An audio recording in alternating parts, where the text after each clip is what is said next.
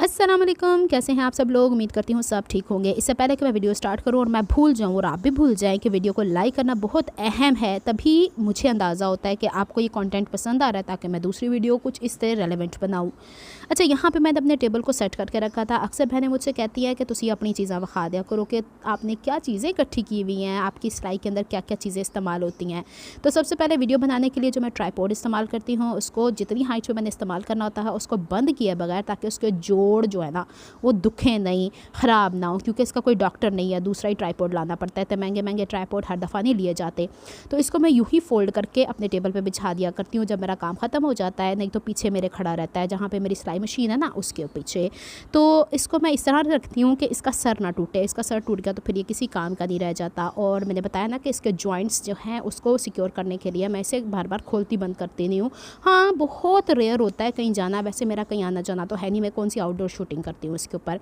तो अभी मैंने उठा के साइड पे कर दिया और उसके ऊपर कैमरा लगा लिया, यानी अपना मोबाइल लगा लिया है। अब मैं आपको दिखाती हूँ सबसे पहले कि मैंने इसके ऊपर ये जो ऊपर कपड़ा बिछाया है, ये मैं कॉटन बेस्ड, जिस तरह हमारी चादरें नहीं होती थोड़े मोटे कॉटन बेस्ड कपड़े की, वो पीसीज लाती होती हूँ, उसके ऊपर बिछाती हूँ। और इस्त्री के बारे में अक्सर बहनें पूछती हैं, ये पाइप जो है ना गैस का नहीं है, पानी का है, ऊपर एक टैंकी इसकी मिलती है अलग से। इसका स्विच ख़राब हो गया था, क्योंकि आपको पता है कराची दे वेस्ट जी दीवारा दी सिचुएशन कैसी, सैलिनिटी इतनी ज़्यादा समंदर की वजह से, तो स्विच भी ख़राब होते हैं। इसका ये रेगुलेटर है, ये ऑन एंड ऑफ़ का बटन है। और इस्त्री बड़ी बेहतरीन किस्म की है मेरे हिसाब से। मुझे कोई साल तो नहीं हुआ अभी, लेकिन काफ़ी टाइम गुजर चुका है और मेरा अभी तक अल्हम्दुलिल्लाह इसका बड़ा अच्छा एक्सपीरियंस है। ये जो हैंडल के ऊपर आपको बटन सामने नज़र आ रहा है ना, रेक्टेंगुलर सा, इससे स्टीम आती है। जब ये अच्छे से गर्म हो जाता है फिर स्टीम। इसकी ये बेस है, इसके ऊपर ये जो आपको मिट्टी नज़र आ रही है, ये मिट्टी इसके अंदर ही हो जाती होती है। पता क्यों? क्योंकि जब हम इसको यूँ रखते हैं और इस तरह इस्त्री रखते हैं तो इसका पानी कभी ना कभी टपक के इसके अंदर वो चला जाता है। और दूसरा ये कि वो बना हुआ है सिलिकॉन बेस्ड, तो अक्सर का तो मैंने देखा है कि वो ख़राब भी हो जाता है। तो इसको यूँ खड़ा करना इंतहाई ज़रूरी है। अगर इसको नीचे मैंने जो टेबल टॉप बिछाया है, इसके नीचे मैंने पॉलिएस्टर बिछाया हुआ है, तो वो जिस तरह रज़ाई नहीं होती थोड़ी बहुत, उस तरीके से धड़ाम धड़ाम गिरती रहती है। तो इसको जब मैंने ना इस्तेमाल करना होता तो इसके तार समेत यहाँ रख देती हूँ, ताकि इसमें खिंचम खिंचाव ना हो। तार भी वैसे कोशिश यही करनी चाहिए कि ऊपर ही इसके हो, ताकि इसके साथ साथ मूव करती रहे। थोड़ा सा इशू है मुझे, इंशाल्लाह 1-2 महीनों में ये भी ठीक हो जाएगा। मेरे इसकी जो स्विच वगैरह ना, उसका इशू भी रिजॉल्व हो जाएगा। ये इस्त्री मैंने 5500 या 6000 की ली थी, मार्केट से ली थी, लेकिन अब मैंने दराज पे चेक किया है तो ये 10,000 तक कीमत पहुंच चुकी है इसकी। इसके बाद ये स्केच बुक मैं अपने पास रखती हूँ टेबल के ऊपर हमेशा। ये थोड़े से मैंने स्टेंसिल्स लेकर रखे हुए, ताकि मैं थोड़ा कारनामे करने तो कारनामे करने दी नौबत ही नहीं आ रही। जब खरीदारी होती है ना तो फिर नौबत नहीं आती।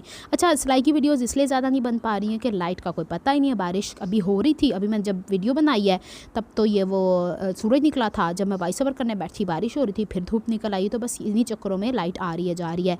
अक्सर बहनें मुझसे इस मैट का पूछती हैं, तो ये मेरी बहनों ने मिल मिला के मुझे चीज़ें भेजी। आपके सामने कितना रोटरी कटर इस पर चलाया मैंने, इवन के पेपर कटर भी चलाऊँगी तो ये ख़राब नहीं होगा। यानी इवन के इसके ऊपर जो वाइट कलर के आपको चेक की लाइनें नज़र आ रही है ना, वो तक ख़राब नहीं होता। A2 साइज़ है इसका। मैं थोड़ा सा आगे भी आपको एक्सप्लेन करूँगी।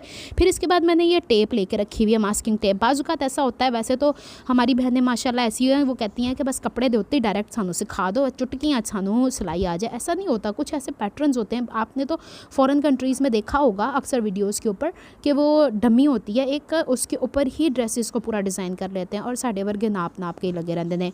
ये इस ग्लू का अक्सर पूछती हैं, ये जर्मन वाइट ग्लू है, जो वो लोग नहीं होते जो फर्नीचर के अंदर इस्तेमाल करते हैं। पाकिस्तान में ये एक ही तरह का मिलता है, जिसे क्राफ्ट ग्लू भी कहा जा सकता है, लेकिन जर्मन वाइट ग्लू बेहतर है क्राफ्ट ग्लू के निस्बत से। आज भी एक कमेंट आया हुआ था ड्रेसिंग में यहाँ पे, तो इसलिए मैं आपको रिप्लाई दे रही हूँ।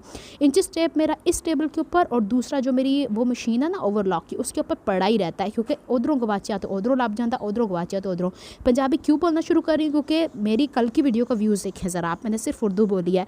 ये वीडियोज़ बनती हैं लोगों की डिमांड के ऊपर, अपनी पसंद के ऊपर नहीं बनती होती। तो मैंने शुरू से पंजाबी लेके चली हूँ, तो लोगों को वो चीज़ अच्छी लगती है, कुछ को नहीं अच्छी लगती, तो इसके लिए बहुत माजरत। अच्छा, यहाँ पे ये जो आपको गरमाला सा नज़र आया ना, लकड़ी का पीस है, ये मैंने स्पेशली बनवाया था।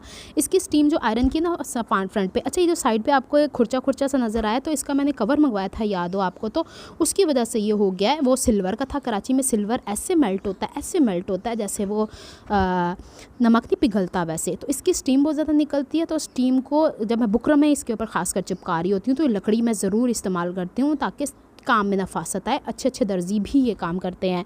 अच्छा जी, खासकर मर्दाना बुकरम। इसके बाद ये वाला ब्रश आपको नज़र आएगा, जब आपको याद होगा कि लिंट रिमूवर मैंने एक लिया था मिनीसो से, वो वैसे ही पड़ा है, वो मैंने इस्तेमाल नहीं किया। तो ये ब्रश मुझे मिल गया था। अब जब मैं ये काम कर लेती हूँ ना, एक कोई प्रोजेक्ट और बहुत धागे हो जाते हैं बाजू का, चलो जी कोई बनारसी कपड़ा मैं स्टिच कर रही होती हूँ, तो उसके ऊपर ये इसको मैं जब फेरती हूँ ना, तो ये आराम से धागों को इकट्ठा कर लेता है।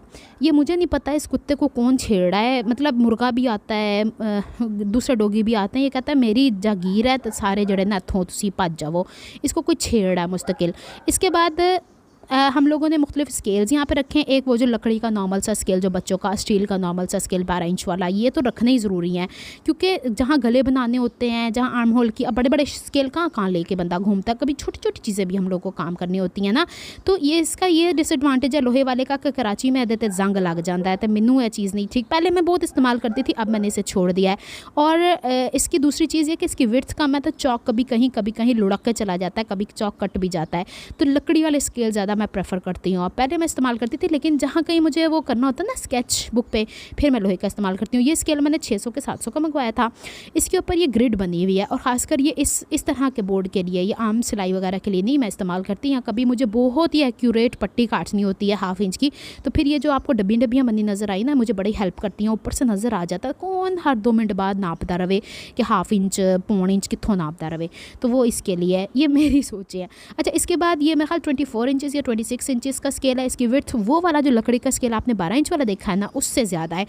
इसका बहुत ज़्यादा इस्तेमाल होता है मेरे। तो आप लोगों ने अगर ये कहीं नज़र आता है, इससे थोड़ा और मोटा नज़र आता है, तो ज़रूर ये वाला लीजिएगा, और एक छोटा 12 इंच वाला लकड़ी का ज़रूर लीजिएगा।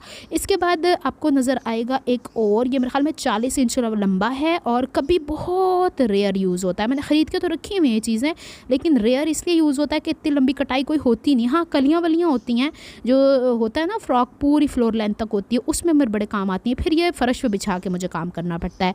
तो ये वाला स्केल भी मैंने लिया, और एक ये एल शेप वाला भी अभी आपको मैं दिखाती हूँ। इसका कोई फ़ायदा नहीं है एल शेप वाले का, लेकिन कभी मुझे लगता है कि दामन जब हम काटते हैं तो वो नीचे से हल्का सा ना उसमें वो आ जाता है कर्व सा, उसको कम करने के लिए, या फिर कभी हमें कोई ऐसा पीस काटना होता है जिसकी लेंथ विड्थ एक जैसी चाहिए होती है, तो उसको इसके ऊपर प्लेस करके, पता नहीं मैं साफ़ करने चली गई सा, हाँ ये रहा, इसकी लेंथ और विड्थ एक जैसी होती है ना, तो उसको रख के फिर हम लोग इसकी कटिंग कर लेते हैं। यहाँ पर नज़र नहीं आ रहा, थोड़ा सा आगे चल के मैं आपको दिखाती हूँ यूँ, ठीक है। तो एक जैसी लंबाई और चौड़ाई कट करनी हो ना, तो फिर देखें इस तरीके से इसको लेके चलते हैं। लेकिन मेरी सिलाई में अच्छा, मुझसे बहनें पूछती हैं कि आप साइड की फिटिंग सीधे स्केल से क्यों कर देती हैं, वो कर्व वाले से क्यों नहीं करती हैं। तो मैं इसके ऊपर भी एक वीडियो इंशाल्लाह बनाऊंगी, फ़िटिंग के ऊपर भी। हालांकि फ़िटिंग वाले कपड़े मुझे शुरू से कभी पसंद ही नहीं आए। स्लीव्स की फ़िटिंग ज़रूर मैं करती थी, पता नहीं क्यों मुझे ऐसा लगता है मेरा दम घुटता है फ़िटिंग वाले ड्रेसेस में, शुरू से ही ऐसा ही हाल है। हालांकि मैंने बहुत बॉडी फ़िटिंग एक ज़माने में वो होता है ना जब आप नीचे शमीज़ वगैरह पहनते हैं तो फिर हो ही जाती है, तो इस वाले स्केल से उसकी फ़िटिंग होती है।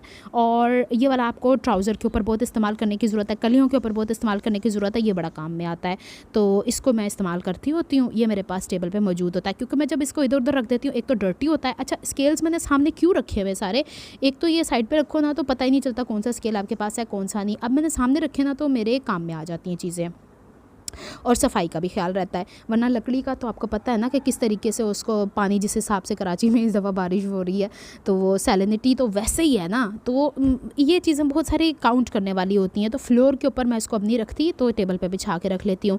अच्छा, इसके अक्सर मुझसे पूछती हैं, इसके मुख्तलिफ साइज़ आते हैं, A3 A2, तो A2 22/26, आप A2 साइज़ गूगल करके देखिएगा तो आपको इंचज़ में कन्वर्ट या सेंटीमीटर्स में कन्वर्ट करके दे देते हैं।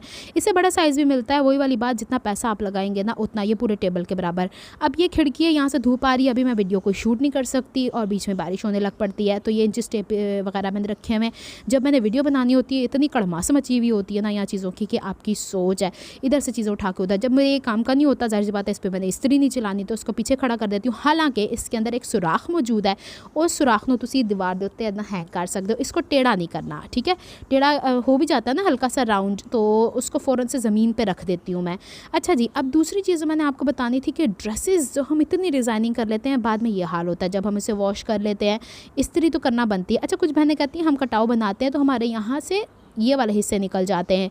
तो मैंने आपको इसकी बेहतरीन टिप ये है कि मर्दाना बुकरम इस्तेमाल करें। मैंने 2.5 इंच चौड़ी एक पूरा रोल लेकर रखा है, थोड़ा एक्सपेंसिव पड़ता है, 2,500 से 3,000 का पूरा 100 मीटर्स का रोल होता है, काफ़ी चलता है। लेकिन अगर आप प्रोफेशनल स्टिचिंग करते हैं तो वो फिर लेडीज़ बुकरम नहीं होती नेकलाइन में थोड़ी मोटी वाली, उसका इस्तेमाल किया करें, पतली वाली ना किया करें। अब मैं आपको इसको इस्त्री करके दिखा देती हूँ कि इसका इस्त्री करने का क्या प्रोसेस होता है, क्योंकि गले के ऊपर इतना टाइम लग जाएगा तो फिर अगर मैं दामन वामन पे भी इतनी मेहनतें करने बैठ गई ना तो फिर इस्त्री पे डबल मेहनत होती है। मैं जो डिज़ाइनिंग करती हूँ ना कपड़े की, मैं आखिर तक सोच के करती हूँ कि इसने वॉश होने के बाद क्या करना है, इसका आउटपुट कैसा आएगा, इसको मैं कितनी देर में इस्त्री कर सकती हूँ, क्योंकि बाज़ुकात हम लोगों ने घर में थोड़ी ना सिर्फ कपड़े पहनने होते हैं, हम लोगों ने तो बाहर भी पहन के जाने होते हैं, तो फिर उस हिसाब से उसको स्टेबल भी करना होता है।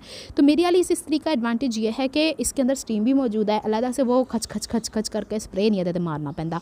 तो अब क्या करती हूँ मैं, इस्त्री फुल हीट इसकी चल जाती है, वही रेगुलेटर से इसकी रेगुलेट कर लेती हूँ। कॉटन पे चल जाता है, लेकिन मेरे ख्याल 4 नंबर तक चलती है, ये 6 नंबर तक बहुत गर्म हो जाती है। पहले फुल गर्म कर देती हूँ, वैसे ऑटोमेटिक ही है। दूसरा फिर इसके ना बटन ऑन करके इसका जो लाइट चलाई मैंने शायद आपको दिखा दी हुई है, ये हो गया ये प्रेस। इसके बाद मैंने ग्रीन कलर का ड्रेस प्रेस करना था क्योंकि भाभी का फॉलोअप था। फिर वही वाली बात होगी, बारिश शुरू हो गई और फिर हॉस्पिटल के इर्द गिर्द इतना पानी जमा हुआ है कि ट्रैफिक जैम बहुत है, तो भाई ने कहा आज ना ही जाओ तो बेहतर है। मतलब फिर वही एक इंसान पहले बीमार है तो ज़्यादा देर तक वेट करे तो अच्छा नहीं लगता। तो मैंने भाभी से कहा परसों ही चलेंगे या कल चलेंगे या जब भी टाइम मिल गया, हम पहले डॉक्टर को कॉल कर लेंगे फिर उसके बाद चलेंगे। अल्लाह ताला अपनी हिफाजत में रखे सबको, खैर खैरियत की बारिशें हों। अच्छा ये देखें, ये पांचे के ऊपर भी मैंने वही बुकरम इस्तेमाल किया जो मैंने यहाँ पे। तो अब इसको मैं प्रेस कर देती हूँ, प्रेस करने के बाद इसका भी रिज़ल्ट आपको दिखा देती हूँ। ये वही ड्रेस है जो मैंने पहन के वीडियो बनाई थी और अब ये इसकी लुक है। अब मैंने नहाना है और इसके बाद मैंने मग भर के चाय की पीनी है ताकि मैं थोड़ा सा फ्रेशन अप हो जाऊँ, और फिर इसके बाद मैंने बैठ के वॉइस ओवर करनी, जो कि मैं अभी कर रही हूँ क्योंकि मैंने चाय भी पी ली है और ड्रेस भी पहन लिया है, नहा भी लिया। अब मैंने दोपहर के खाने की तैयारी करनी है। तो बस यही सब कुछ था जो मैंने आपसे शेयर करना था। उम्मीद है ये वीडियो आपके लिए इन्फॉर्मेटिव रही होगी। जो चीज़ें आपको ख़रीदनी है ज़रूर लीजिएगा। इस्त्री के बारे में बता दूँ कि मैंने शायद 5,500 की ली थी या 6,000 की ली थी और अब इसकी दराज़ कीमत 10,000 है। अगर मैं पहले बता चुकी हूँ तो माजरत अगर मैंने रिपीट किया, क्योंकि बाजू का जहन से बातें निकल जाती हैं। मुझे एक बहन कहती है थोड़ा स्लो बोला करें, अगर मैं स्लो बोलती हूँ ना पिछली बात ही भूल जाती हूँ, क्योंकि एक फ्रीक्वेंसी में आप बोल रहे होते हो ना, जब आप टीचर होते हो ना तो फिर आपको नहीं पता चलता कि आपने 40 मिनट 50 मिनट एक पूरा पीरियड कैसे लेना होता है। ये तो छोटी छोटी वीडियोज़ हैं।